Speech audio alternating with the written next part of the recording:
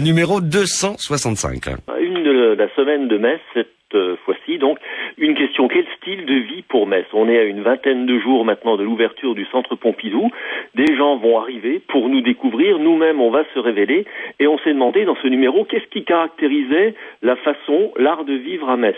Alors, on a fait un comparatif entre Luxembourg, Nancy et Metz pour voir, sur quel registre on s'installait pour justement développer cet art de vivre à Metz, notamment. Est-ce que ce sont nos racines un peu germaines, notre germanitude, c'est-à-dire la façon d'avoir cette ville impériale, d'être un peu gemütlich quelque part, ou alors est-ce qu'on va se la jouer délibérément branchée maintenant parce qu'on a le musée Pompidou, ou alors totalement en nature? Donc il y a une image de Metz, il y a un style à trouver, et donc tout un dossier central de 5 pages se pose ces questions-là. Début de réponse et peut-être début de réflexion à travers ce numéro 265 du journal La Semaine, qui n'oublie pas bien sûr la Moselle-Nord.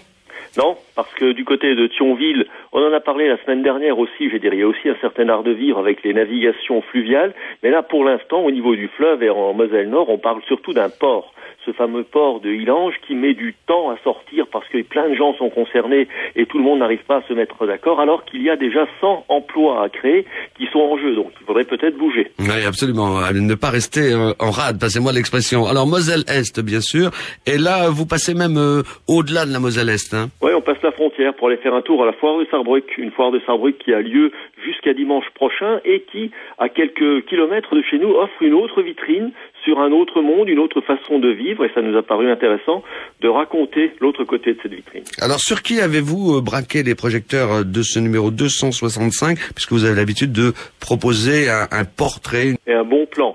Cette fois-ci, c'est sur Patricia Salusti. Il y a quelques jours, à Metz, ont eu lieu les assises de la citoyenneté ou une fête de la citoyenneté. Il y a aussi eu beaucoup de débats, vous savez, au moment des élections, pourquoi autant d'abstention et tout. Et donc, nous avons fait avec elle le point sur son action pour ce qu'on appelle la démocratie participative, et aussi expliquer pourquoi cette femme s'est à un moment donné, passionnée pour cet aspect du débat. Alors ça, c'est à retrouver dans les deux numéros, donc du côté de l'édition de Nancy, dont nous parlons tout de suite.